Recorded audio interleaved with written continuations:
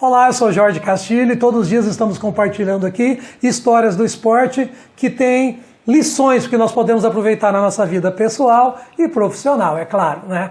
A lição de hoje que eu quero contar é uma história que aconteceu comigo e foi uma história interessante e que trouxe um momento muito tenso na minha vida, mas que o resultado dela me mostrou e fortaleceu algumas coisas que eu acreditava e em que eu acredito ainda. Tá? Eu vou falar o que é no final, mas antes eu quero te contar a história. Em 2013 a gente teve uma promessa do novo secretário de esportes que ele ia dar uma verba para nós disputarmos a Liga Nacional e que aquela verba era exclusiva para montarmos um time e participarmos da Liga Nacional. Um amigo meu que era assessor, amigo da onça, né, disse que ele ia cumprir a palavra, que eu podia acreditar, que eu não me preocupasse, que tudo ia dar certo. E daí poucos dias já liberou a primeira parcela da verba, eram 6 parcelas, e nós acreditamos e montamos um time. Contratamos jogadores de vários estados, trouxemos para cá, montamos um time não super forte, mas relativamente competitivo, que poderia fazer um bom papel na Liga Nacional, não chegar entre os primeiros, mas nem passar vergonha, e fomos indo. A segunda parcela para sair já deu uma atrasada, mas saiu, e a gente foi levando a coisa, e acabamos chegando aí no meio do ano e início da Liga Nacional. Só que a nossa verba só dava para mais um mês e precisávamos que saísse a terceira parcela. A terceira parcela, se eu tivesse esperando ela, estaria aqui até hoje esperando, porque ela não saiu. Isso foi lá em 2013, hein? Não saiu essa terceira parcela e nós não tínhamos mais como pagar as atletas, nós não tínhamos mais como pagar as viagens para disputar a sequência da Liga Nacional, não tínhamos como fazer nada porque não tínhamos dinheiro. Nós íamos atrás de empresários que disseram não para nós, outros empresários nem tiveram coragem de dizer não, ficaram enrolando e não disseram nada e não nos recebiam, e fomos atrás novamente do secretário, insistimos, até que por fim, para ser sincero, nós fomos até humilhados lá na Secretaria de Esporte, ele não cumpriu a sua palavra e ainda foi muito grosseiro com a gente na época, o secretário, que eu nem vou citar o nome aqui, porque eu não quero falar mal de pessoas aqui no nosso canal, deixa pra lá, ele segue a vida dele, nós estamos vivendo a nossa aqui.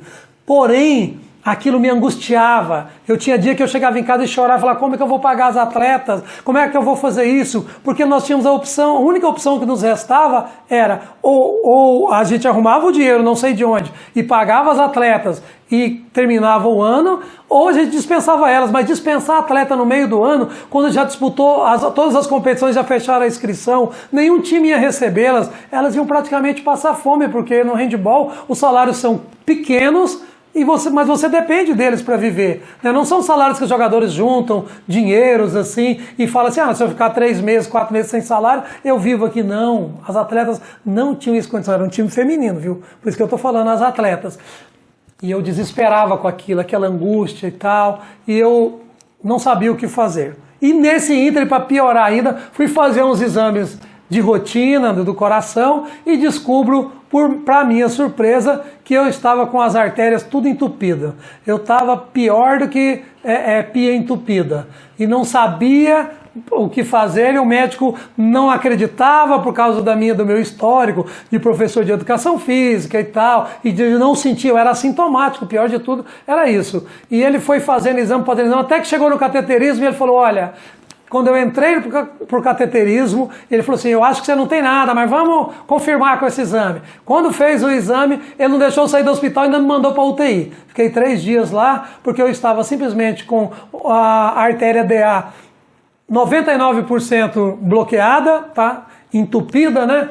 E um a outro ramo com 90% entupido. Então eu estava numa situação lastimável. Ele falou assim para minha esposa, que se eu desse um infarto, não dava tempo de chamar ninguém, eu ia acabar morrendo. Bom, foi tudo bem, graças a Deus, coloquei os estentes.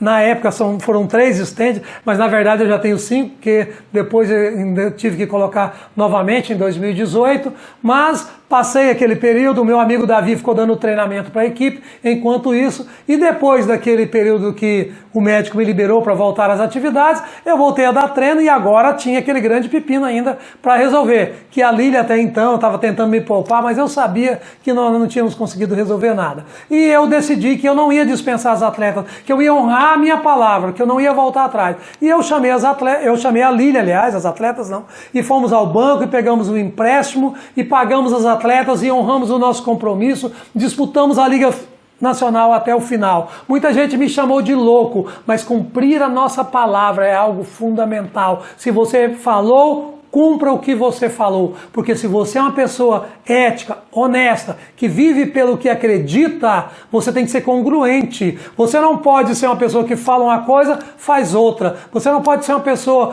cuja palavra não é confiável, uma pessoa que não é confiável, que as pessoas não podem confiar em você. E principalmente quando você vai desonrar a sua palavra e vai prejudicar outras pessoas. E isso era inaceitável no meu modo de pensar. E honramos esse compromisso, fizemos um empréstimo, pagamos isso durante muitos anos, tiramos até do próprio bolso e depois nós conseguimos uma verba, quitamos esse empréstimo e a Força Atlética está firme e forte aí hoje. Passamos por muitas dificuldades, mas a nossa palavra nós honramos. Eu quero te chamar hoje.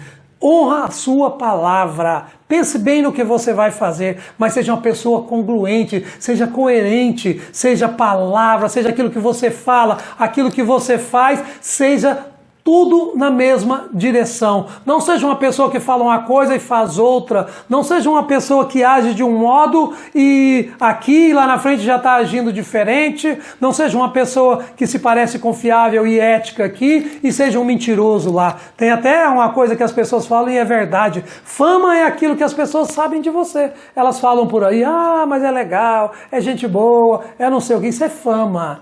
Agora, caráter, aquilo que você tem quando você está sozinho, entendeu? É aquilo que você é de verdade quando você está sozinho. E se você é uma pessoa que é congruente, que tem um caráter, que tem ações que combinam uma com a outra, que são coerentes, você tem o seu caráter igualzinho à sua fama. Entendeu bem? Não adianta ter uma fama de bonzinho lá fora, de honesto, e quando você chega no seu travesseiro fala, eu dei o golpe no fulano, no ciclano e não sei o quê.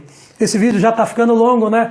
Mas é um assunto tão importante e eu quero te pedir, se o assunto foi legal para você, curte esse vídeo, compartilha com outras pessoas, ajuda a gente a chegar a mais gente aí. Nós queremos que o nosso canal tenha muitas e muitas pessoas, mas não só por aquela vaidade, não é por essa vaidade de falar eu quero ter muita gente inscrito aqui no meu canal ou me seguindo no Instagram. Eu quero que isso chegue a muitas pessoas, porque o esporte serviu para mudar muitos atletas que estiveram junto comigo, serviu para mudar a minha vida e eu gostaria de compartilhar isso com muitas e muitas pessoas para que elas possam usufruir disso. Ok? Vambora!